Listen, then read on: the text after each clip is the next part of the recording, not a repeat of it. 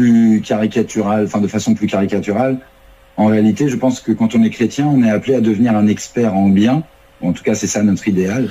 Pas à devenir un expert en mal ou un expert en complot, etc. Donc c'est une réflexion qui m'a été faite par ma grand-mère d'ailleurs et qui m'a fait beaucoup réfléchir à l'époque.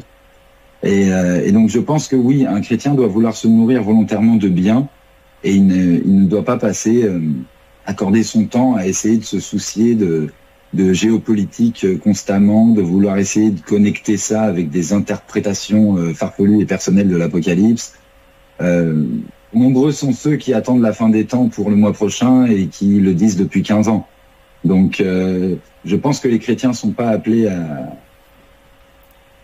dans cette démarche et qu'au final, c'est un peu incompatible avec l'amour du prochain, qui inclut également nos dirigeants, pour lesquels nous sommes censés prier dans l'absolu, ce qui paraîtrait un petit peu fou aux yeux de quelqu'un de très complotiste.